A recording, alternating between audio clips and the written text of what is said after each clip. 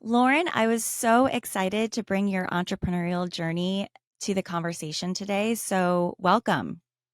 Thank you. Thanks for having me. And I think this is just really cool that, we used to work together and we've kind of stayed in touch over social media. And when you reached out, I was like, yeah, let's do this. This sounds like a lot of fun.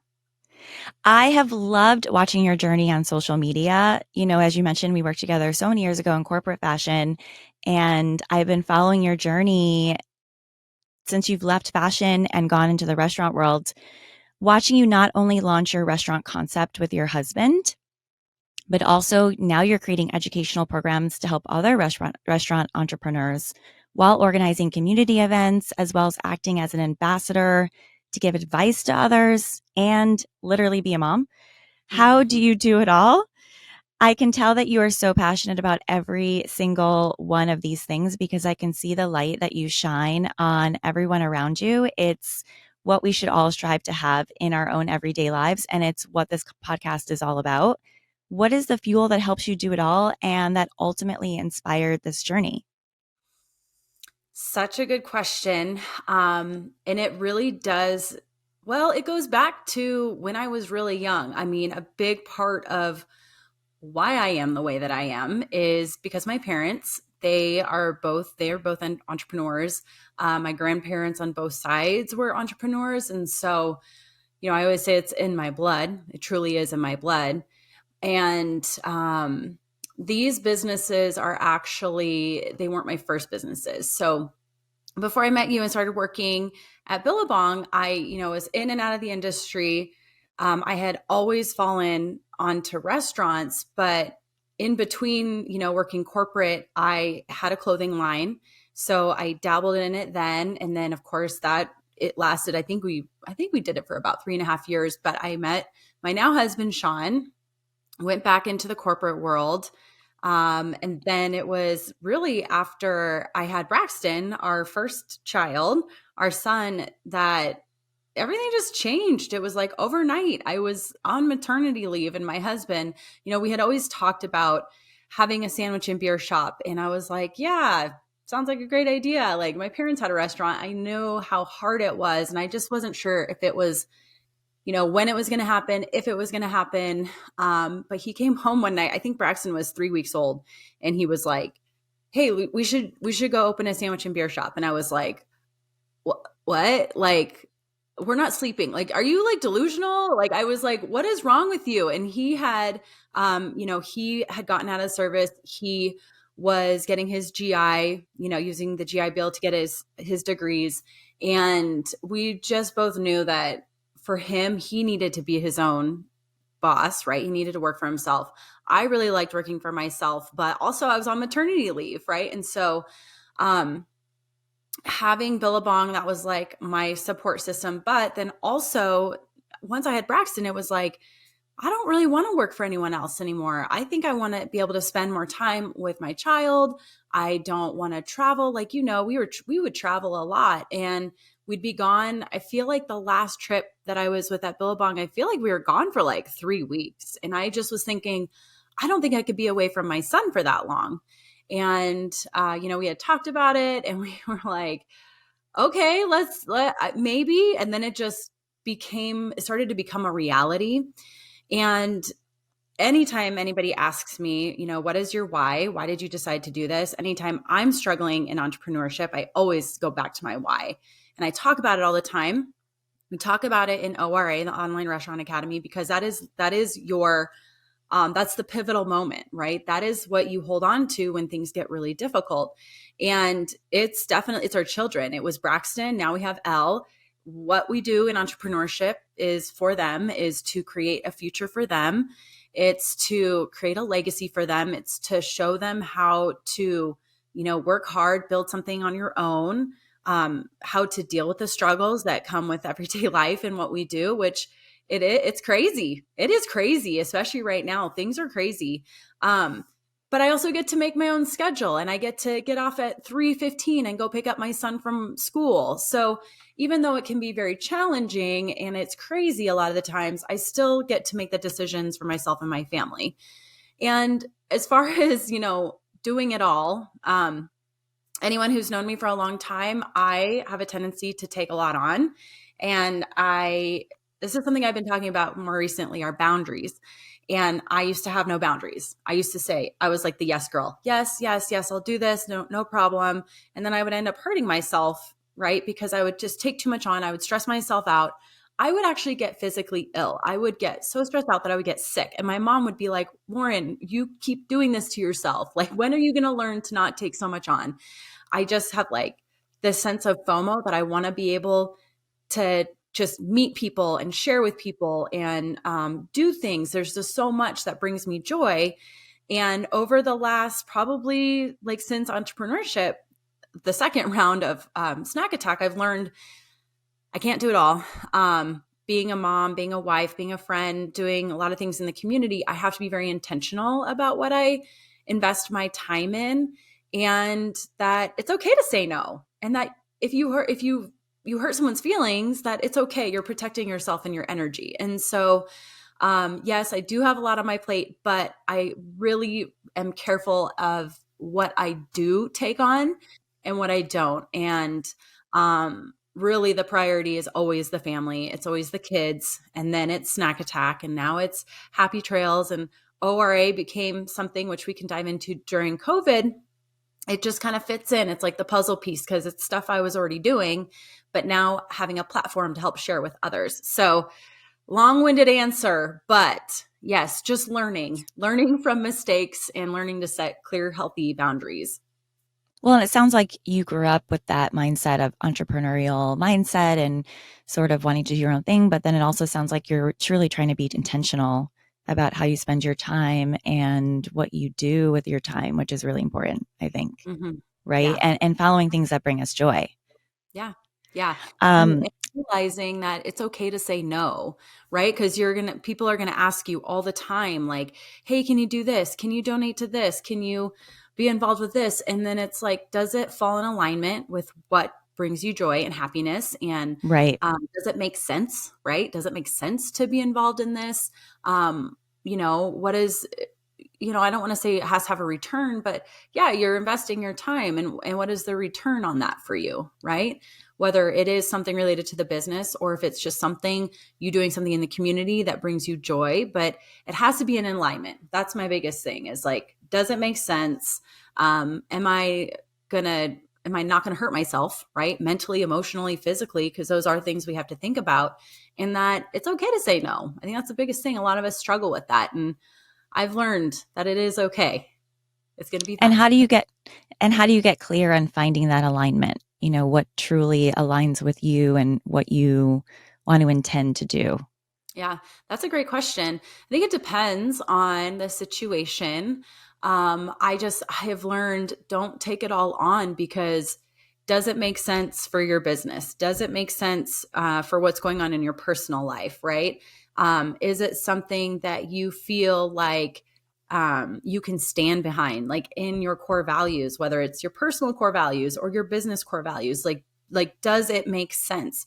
If it's something out here in left field and someone just wants you to be involved in it, well, is it the right fit? Sometimes yes, sometimes no.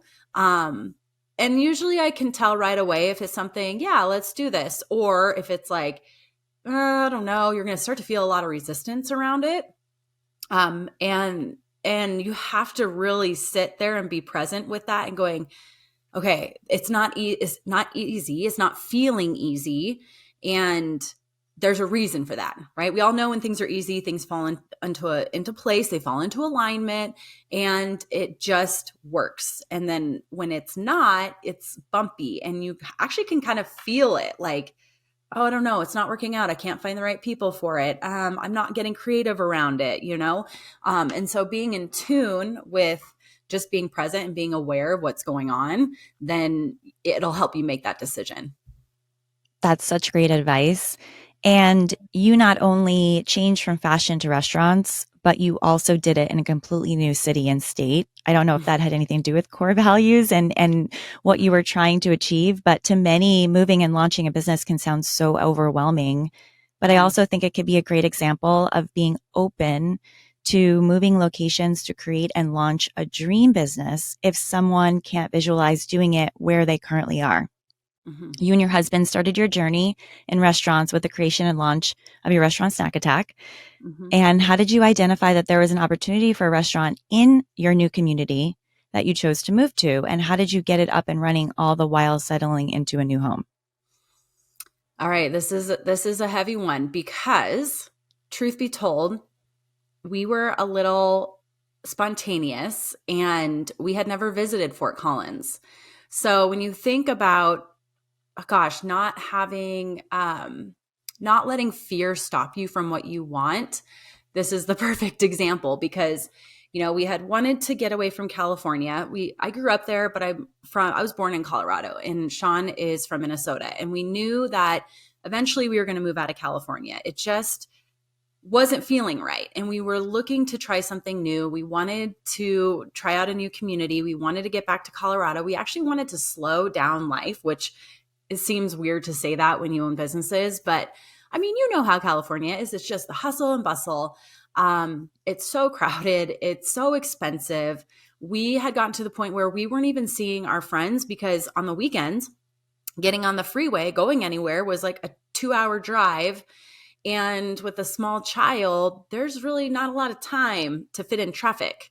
And we had just decided, let's just do this. Let's move out there on a whim.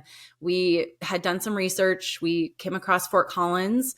The only opportunity that we knew was that it was a college town, that it was a big city, but not too big, not too small.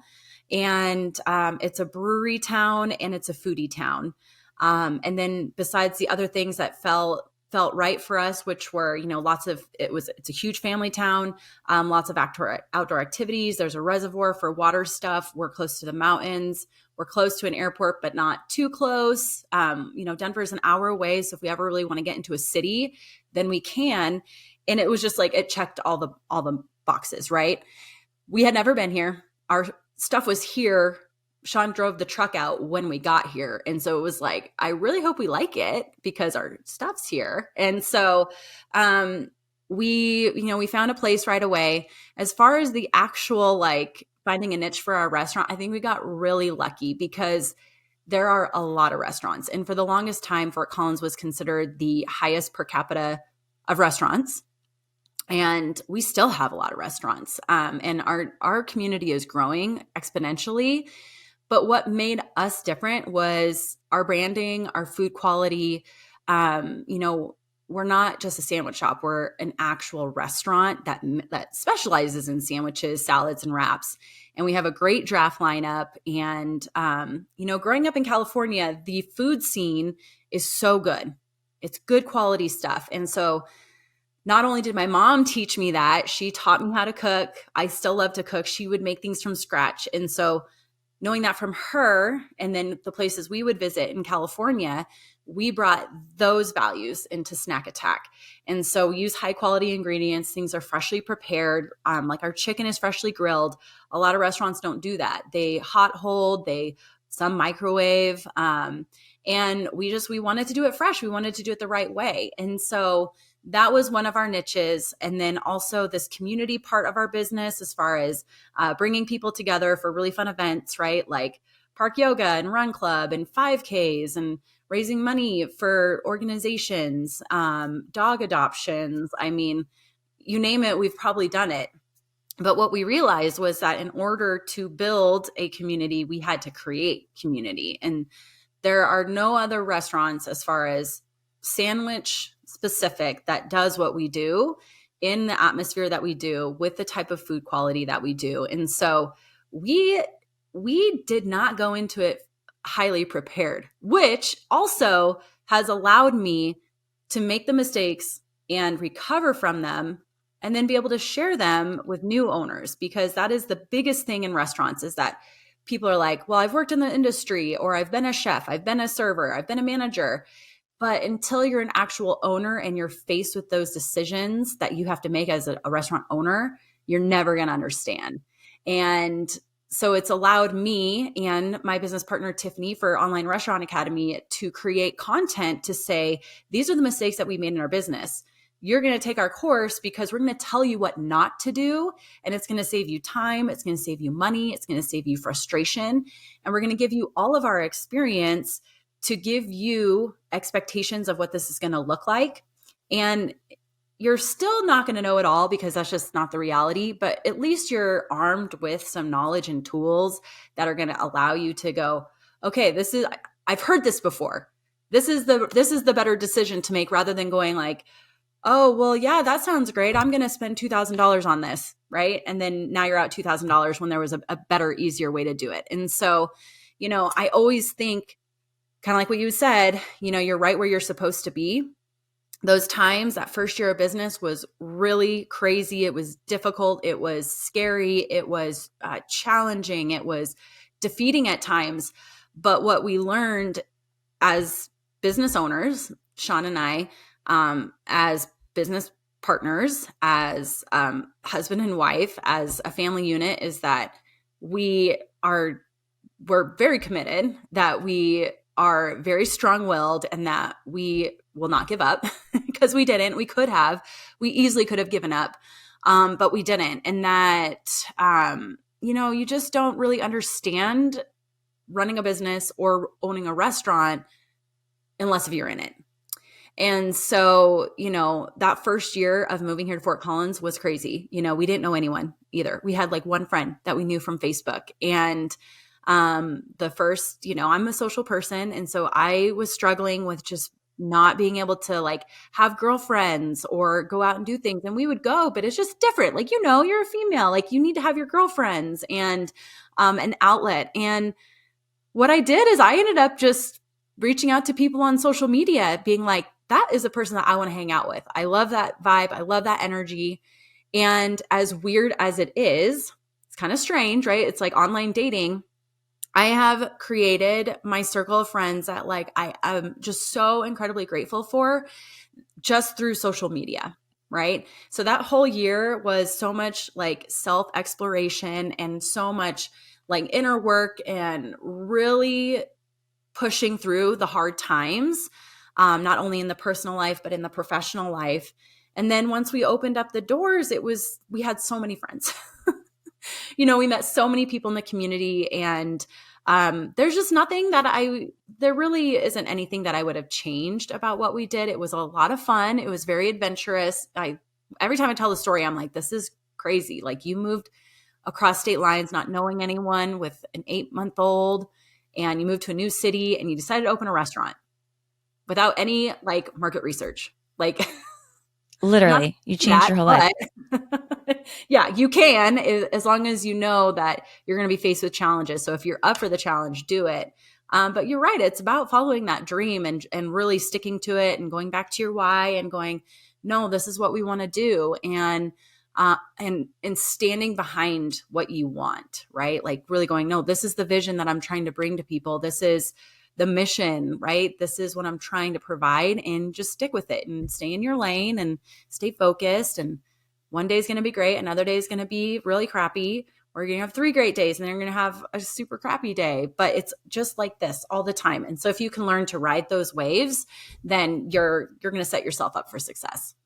So it sounds like you had the vision, and then you got really clear on what your core beliefs were, and then how you wanted to be intentional on that. And that really maybe helped drive and give you that fuel to keep going and create it and have it become, an actual business. And I think it's amazing that you talked about you enjoy giving back and helping others. There's not, you can be a restaurant owner and want to start a business, but not everyone wants to help others. And I've been watching you advocate others with your advice and, entrepreneurial small business advice, specifically around the restaurant world. And you mentioned at the Restaurant Academy, you're now offering education programs right around restaurant ownership to your local community. What lights you up about giving this advice and creating an educational program like this? And what do you hope someone will get from the program? So never did I ever think that I would be doing online programs to help restaurant owners, right? But what happened was with COVID, the restaurant industry was just completely crushed, right? We had no idea how to run our businesses. We had no idea what the next day was going to bring. I don't think we were as regulated as California was, but we were regulated pretty harshly. And the reason why you go into restaurant ownership is to have so many people, right? Your business survives on volume. And the joy that you get out of being a restaurant owner is bringing people joy to people, right? So bringing joy, bringing an experience that people, creating relationships, seeing connections, whether it's like a business meeting or a family coming to celebrate something or just friends getting together, you're creating an experience, right? An And so experience. when COVID hit, it was horrible. It was horrible for the whole industry, amongst a lot of other industries, but that's what we want. We have to have people together for restaurants, right? And so what happened was I was actually pregnant at the time with Elle. So then I got kicked out of the restaurant because didn't know how safe it was going to be. We stayed open the whole time and we just pivoted every single day. Anything that we could take advantage of. Oh, we're doing takeout alcohol. Okay, update the menus, put it online. Go grab some mason jars, print out the little thing that you need to say that it's to go. Oh, we're doing curbside today. Okay, well, this is how the process is going to go. Oh, we can't have people go to the soda machine. Okay, we'll block it off. Like it was in every day, every other day, it was something new of what we could do, what we couldn't do. And we just had to learn to think outside the box and to literally pivot. And luckily, Sean, he's such a hard worker that he showed up every day and ran his freaking butt off every day doing curbside, right? And so it was pure insanity. But with my friend Tiffany, her and I had always leaned on each other. And she was my mentor here in this town. She's actually from California as well. So we just became just not only just like colleagues, but really good friends. And I would be like, hey, Tiff, what should I do in this situation? Or she'd be like, hey, have you used this before? And so we were always chatting behind the scenes. And I had reached out to her and I was like, I'm at home. I need to generate some income. You closed your 3 restaurants. You need to generate some income. What if we create an online program? Because I had some friends that were doing this for other industries. And I was like, we could totally do this for restaurants. We have so much experience. We know how to teach people. She was already an SBDC consultant, which is a small business development center here in Larimer County. And so she was already doing that, but let's do it for ourselves and we can take this nationally and we can help people navigate this a lot easier because we weren't really afraid, right? She was forced to close her restaurants because she had 90 employees and her restaurants weren't set up for takeout the way that ours were. And so we just started creating this content and we were recording, we were creating, PowerPoint slides. It had actually kicked off with, we partnered with the city of Fort Collins it was like, I can't even remember. It was like 2 or 3 hours of how to survive COVID in the restaurant industry. And so we partnered with the city. And then from there, it kind of just evolved into these programs, whether you're a new business owner or you're in the business and how do we fix problems? Because like I said, you get into this business and you don't realize how hard it is until you're in it. And then you're already like, I don't know why I'm not making any money. Why am I working 50, 60 hours a week and I'm not generating any income for myself? Because there's so much to manage in this business that if you're out of alignment in one of these areas, you're losing money. There's not a lot of margin in restaurants. And that's the biggest misconception is like, it's fun, it's easy, and you're making so much money. And that's not the reality. And we wanted to just help people. We wanted to share what was working in our businesses, what worked in our business. How do we adapt now? Because restaurants they don't work the same that they used to pre-pandemic. And how do we get the information out to people to give them confidence in their business, to run their business and not be overconsumed by their business, right? And to set these healthy boundaries that you don't have to be working 50 hours a week. You don't have to do that. And a big part of entrepreneurship is like, you have to be hustling all the time. You have to be working all the time. And it's like, no, that's not yeah, maybe in the beginning. And that's how it is when you launch a new business. but you're supposed to be reaping the benefits of it. That's why you do it, right? And so trying to shift people's mindset around you don't need to be overworking yourself. That's not always a sign of success. A sign of success is being able to empower other people to run with the business, right? To empower your employees to do it. And then for you to be able to step away and still generate your own income off of it, but in the long term, create more businesses, right? And so those are all the things that we talk about, but really it was just helping people. It was helping people in a time that was just pure chaos, turmoil, and trying to give people a sense of it's going to be okay. We're going to get through this, and try these, try this strategy, see how it works in your business, because it worked in ours. That's amazing. And what have you seen a change in your own, feelings about the program, and do you get joy out of, I'm sure, do people report back to you, "Hey, I was able to do this because I learned this in the course." I mean, Mm. have you sort of thought about coaching from it? What comes out of it? Yeah, they're they're just grateful for the information. They're like, this is just so great. I never would have known that. And I feel more confident. And I think that's the biggest part of the programs is, what you don't know, you don't know. And what you don't know can really get you into a lot of trouble. And if we can give any sort of advice or knowledge or experience to set somebody up to be more confident in their role as an owner, because you will not believe some of the things that we have to deal with. And if you've been following me, like last week, I opened the door to mental health and how owners, we wholeheartedly believe in taking care of our staff, and we have stood behind that, and we do. But what got lost in this whole discussion is us, like as owners. We believe in your mental health, but everyone needs to realize that we are dealing with your mental health issues. We are dealing with customers' mental health issues. We are dealing with the government's mental health issues.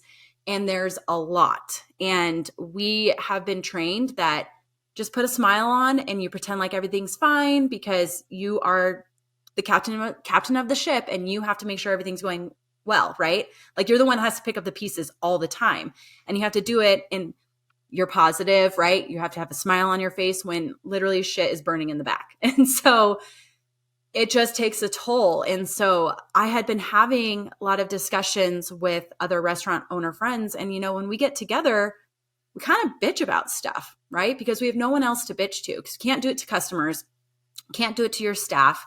But if you're in it, you know exactly the challenges that you're facing, and you're just like verbally vomiting on your friends, right? And so what I realized, I was like, no one outside of our groups, like we're not really talking about this stuff. We don't allow ourselves, or people don't allow us to express the challenges, the very intense challenges that you deal with working with the public and working in the restaurant industry. And so I opened that door, and I had so many people reach back out just saying, like, thank you for saying that, because I feel like I'm not allowed to express that it makes me look like I'm complaining. And it's like, no, we're here, right? And we all support this, but we also need the public to be aware that we're normal people, right? Like, I'm a normal person. I'm a human. I'm a mom. I'm your neighbor. I am involved in the community, but we have feelings too, right? And there's only so much that you can take before you crack yourself. And so just being able to express that, it was like, it felt good to let people know that we struggle. We all struggle one way or the Yeah. other. And so being able to tell students and clients that this is hard, and this is what we do. We've actually had some people, they end up backing out of getting a restaurant because they don't realize how hard it is. And we had a client, she was about to invest like $1.3 million in a restaurant build out. And we are like, listen, you're going to have to be there a lot, unless if you're going to pay someone. If you don't understand this, you're going to have to hire someone. This is a huge financial investment for you. Like, are you willing to put in the work for it. And I think we kind of scared her a little bit, but in a good way, that she was not prepared at all. And so if we can give people some visibility of what this lifestyle looks like, are you thick skinned? Are you willing to get in the trenches and work? And are you willing to deal with the public the way that we have to? This is a very specific profession, and not everybody can do it. And so if we can, again, just give some clarity and kind of paint the picture for them of what it would look like, then they can decide, yes, this still feels like the avenue I want to go down, or I'm not really good with scrubbing toilets or having to jump on the line and flip some burgers, or fire people or have people yell at you, or how do I deal with 1 stars, right? And so you have to give them that real, raw, we say it real, raw, and relatable experience, because we never want to sugarcoat that it's amazing, because it is, but there's lots of highs and there's lots of lows. And so we've had multiple people say, thank you so much for sharing that. Just the support that you guys give us. The knowledge is invaluable. I never would have thought about that. Like, it gets people thinking of how they're going to run their business, and how to do it and how not to do it, right? Everyone can do it a little bit differently, but don't do it this way. Make sure you pay attention to this. This is something that if you lose sight of this, like in your financials, it's going to be really hard to catch back up. It's like that kind of stuff. So I've always been into mentorship and coaching, and it was just the right time to go, hey, let's do this. And my friend is just such a great consultant and friend also. And she's really big in the community, that I was like, we could do this together. And we did. And we're both SBDC consultants as well. And so it's been a lot of fun. Amazing. We're partnering with the city, and we have actually taken the program nationally. We've been having discussions with SBDC centers all over the US, and with colleges too, to offer this, because there's no other programs that have people in the business working their own businesses giving advice on how to do it. That's amazing. It's like creating a community. And I would, ask, also going back to your point about the economic pressure, what you faced during COVID, affordability and inflation is on a lot of people's minds. Mm-hmm. It could feel really out of reach for some people to take the leap into entrepreneurship and start a restaurant. And they can allow fear to get in the way of their vision. Mm-hmm. I've always wanted to open a location-based business, like a store, like a boutique. It was always my dream. Mm-hmm. And I've always been intimidated by thinking about the overhead and my personal expenses and being able to afford the operations, and then also just having family and a community around me to help. What advice do you have for someone who has a dream of opening a location-based business, like a store or a restaurant? Mm-hmm. And what fear has kept them from taking a step forward? Mm-hmm. So my advice is meet with your local small business development consultant, because they have them all over the US. And I probably, again, like, I don't regret not, but I had that mindset of, I've been in the business a long time. I can figure this out, right? And we did, but it was like the long-winded way around it, right? And so I would have saved myself, but it has also gotten me to where I am today and have been able to create ORA. And so my advice is meet with consultants, make friends with the industry of those that you want to get into. So if you want to open a boutique, go talk to boutique owners, right? See if they're willing to share information with you. Do as much research as you can. The most important, though, is understanding the financial part of it. If you can understand your profit and loss sheet, like how you're going to make money, what is the average margin percent that you should be getting in your restaurant, or not in your industry, in the business industry. Like, how much should I be paying for rent? How much should I be paying for staffing? How much should I be paying for inventory? Like if you can get those metrics, then you'll just know how to read a report, and then you'll know if you're on track or not. And any business, I don't care how much you say you understand financials. If you've never been a business owner, you will absolutely not understand. And that's just the bottom line. I've been having some local discussions based on some local policy making. And basically, people are saying, you don't have the right to own a business if you can't do this.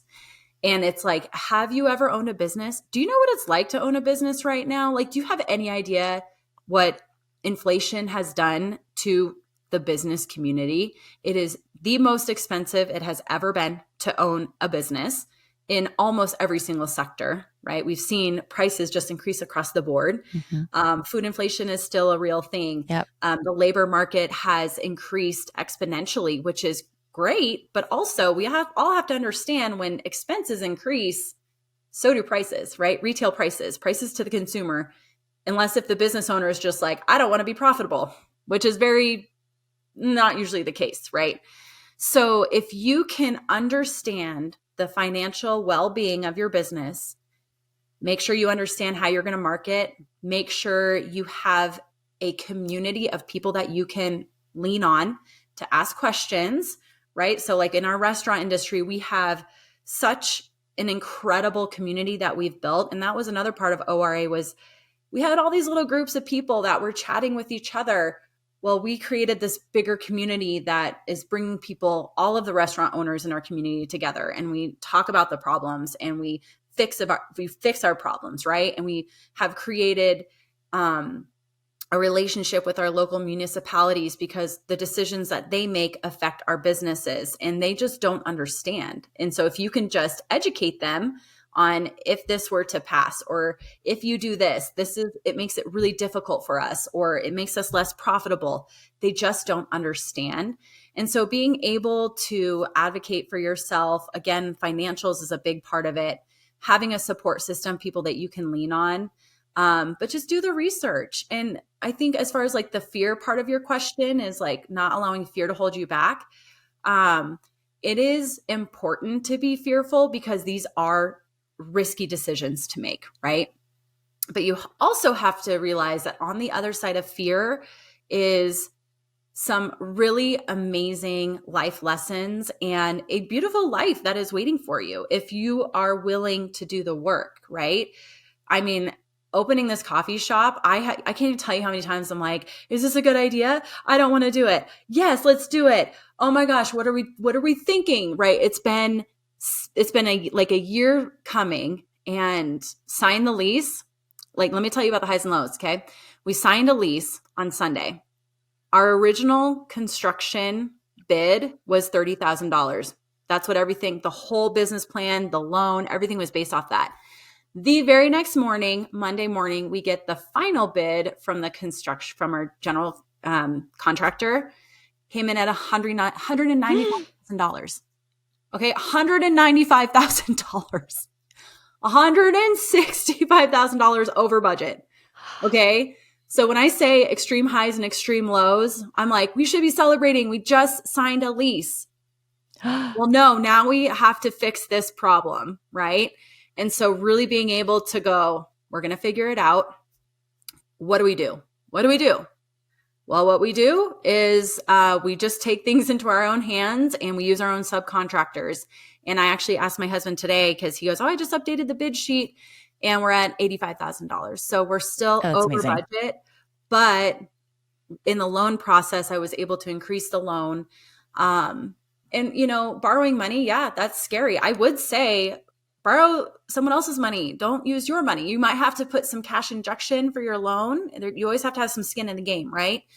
But don't use your retirement money unless if you have a lot, right? Don't use your life savings. Try and get a loan. Try and get funding. Use someone else's money. But if you have a very clear business plan, and if you have a very clear vision, and if you are filling a niche, you're going to do great. right? And if you have that passion to keep pushing you forward, you're going to do great. And so I don't want to say don't have fear, because I think that's bad advice, because you should have fear, because spending that amount of money is risky. Opening a business is risky. And so you have to have those emotions, because then you'll be able to differentiate fear to happiness, to a struggle, to triumph, and making sure you're celebrating yourself in the process, because every day I did it another day. You Yeah. know what I Yeah. mean? Be I did clear. it another day. Right. It's like be clear, have a vision, and Mhm. then lean on your community Yeah. and really don't be afraid of fear Yeah. is really, Yeah. we both share a love of creating experiences around food. I mean, really, businesses are really, like you said, creating experiences for people to come in, Mhm. meet you, build a community. Um, I've made so many connections with my cookbook. And as a result, I feel like I've built a community around me, even though it's not, a location based business. I'm Mhm. still creating an experience for people and sharing that with the world. Mhm. What role has creating connections around the art of food had on yourself and your new community?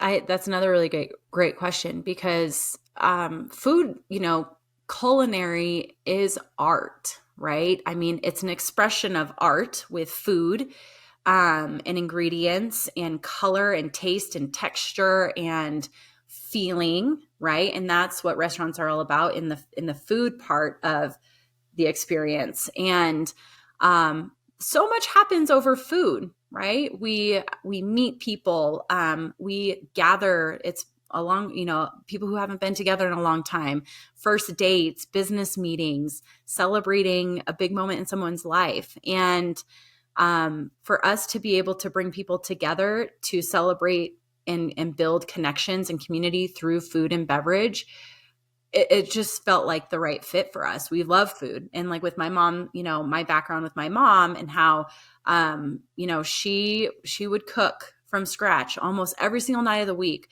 which when now I think back, I was like, it's 8 o'clock, mom. Like, we're starving. Can we, but she's like making frog legs or like ketchup from scratch. And I didn't realize at the time how valuable that was. But now, me being able to do it as a business, but then also passing those skills onto our kids and showing Elle, she's almost 3. Like, what were we making? We were making those little like protein oatmeal balls the other day. And her just understanding how we do this, because a lot of people have lost that skill. And that also, people that work in kitchens that are chefs or sous chefs or line chefs or, preppers and that kind of stuff, that is an acquired skill. And I think what happened this goes back a long time, is that fast food really destroyed that for the restaurant industry. And it really created this space of food has to be cheap, right? The price has to be cheap. And that's something the restaurant industry has struggled with, as ingredient and expenses, right? As things increase, well, prices increase. And I can't even tell you how many times I've had to explain to people, yeah, prices are high because of food inflation. And we need to pay our people more, right? And this is an acquired skill. Not everybody can work in a kitchen. That takes a lot of experience, and it takes a lot of understanding how a kitchen works. And it's hot in the kitchen, and you have to move fast, right? Like, people expect their food to be perfect. And so restaurants really have a lot of pressure in multiple areas, right? It has to be cheap or affordable. If it's too much, people freak out about it, which I've always been like, food is like fuels your body. Like, don't you want to invest in food? Like, don't you want to invest what you're putting into your body? And so really the fast food industry destroyed that for a lot of restaurants, which if you're going to a steakhouse, you understand that. But for restaurant concepts like ours, people think it's just a sandwich. Well, it's not just a sandwich. Like, we are cooking it. We're freshly preparing it. We're using premium ingredients. The sandwiches are made a certain way in order for you to enjoy it a certain way. Like, we do things like we put the sauce on the lettuce instead of in the bread so it doesn't get soaked into the bread. Like, there's a reason behind everything that we do in order to make it a top-notch experience for you. And going back to the whole like part of the community is like, being able to bring people together over food and drinks is it's such a joyful thing to do, because what I love is when people come in, you can see them having a good time, and we watch their body language, we watch their facial language, and especially when they're new customers, right? New guests that come in, and we watch, and they'll take a bite and they're just like, yeah, oh my God, this is so good, right? We all know when you eat something good, it just shifts your whole day. Like if you're having a bad day, you come in and have a good experience, have a great meal, and you leave feeling good, that just sets the tone for the rest of the day. So being able to make impact too, right? Through food, helping people eat healthier, teaching them that it's okay to even splurge a little bit too, right? We put chips on sandwiches. I mean, I can't say that's super healthy, but it's really good Love. and it's fun, Yeah. right? And so it really is being able to watch people and their emotions and how they express the interaction. And also when people come in and sit at the bar and new relationships are made, people coming in Hmm. not knowing each other and then end up having amazing conversations, and then they stay and they drink more, and then next thing you know, the next time they all come in, they all know each other. And so it really is there's so many facets to it, but I think it really is just it's creating relationships. I think that's probably the biggest part of it. And creating an experience and a place for people to have those relationships and Mhm. create those relationships. Yeah. It's amazing. And You're selling the feeling experience. yeah, and feeling welcomed, right? Feeling Yeah. welcomed and feeling safe. I think that's a big part of different demographics is that, you know, everybody is welcome. Every life force is welcome. And it really is just to feed you a good meal, have a great beer or a beverage, and maybe meet someone new, have a good conversation, whether it's with the bartender or with someone sitting next to you, because the more that we can meet people and understand people's backgrounds, I just feel like we can learn to understand people a little bit more, right? Yeah, absolutely. Less division, more coming together, but just listening to people and yeah, experiences and connections. I think those are the top reasons. Love it. You've given so much great advice for everyone out there. I love it. Where can people find you if they want to sign up for your restaurant academy, if they want to check out Snack Attack, if you have a new coffee cafe opening? Tell everyone where they can find you, follow you. Yeah, I know. I feel like I talk a lot. Sorry. It's There's okay. always so much to share though. So Snack Attack. So we're in Fort Collins, Colorado. We're in Midtown. Our Instagram handle is at Snack Attack It, and that's because we snack attack it, right? Snack attack the sandwiches. Love And it. then our website is snackattackit.com. Online Restaurant Academy, onlinerestaurantacademy.com. So we're online. And then our Instagram handle again is Online Restaurant Academy. So you'll see Tiffany and myself over there popping on, just sharing all the things. And then our newest business is Happy Trails Coffee Company, which is unlike anything that you would think it is. Once you see the logo, you're like, oh my gosh, it's bright and vibrant and energetic and poppy. And it's all centered around the third eye. That is the seat of intuition and creating dreams, right? Creating dreams, new journeys. It just starts with like that one thought. And so with Happy Trails, it's to come in, create relationships, start a new journey. You're creating something and you're going to take a step forward in that direction. And that's what Happy Trails is all about. It's right next door to Snack Attack in Midtown Fort Collins as well. Happy Trails Coffee Co. FOCO on Instagram. Hopefully opening in July. So yeah, big things are happening. It's amazing what you've built. And like I said, moving to a new community and shifting careers, building a family, it's just amazingly inspirational. Thank you so much for coming on. This conversation has been wonderful to catch up. I'm so happy that we're able to reconnect. Yeah, thank you so much for having me. And one other thing I wanted to add really quick was what's crazy is don't doubt your previous experiences that are going to get you to where you are today, because spending so much time, with you guys in corporate fashion and apparel development, I learned so much that I was able to bring into the restaurant world. And so don't ever feel like just because you've been on this one track that you're not going to be good doing something else. All of your experiences, they are going to get you to where you need to be, right? And that goes back to that whole quote is you're right where you need to be every single time. There's a lesson. There's something that you're going to learn. If it feels hard and sticky, that's because you're growing and you're transforming. And that's not easy, right? But knowing that transition and transformation is actually very beautiful, right? So going from that caterpillar to a beautiful butterfly, that you're setting yourself up for exactly where you need to be.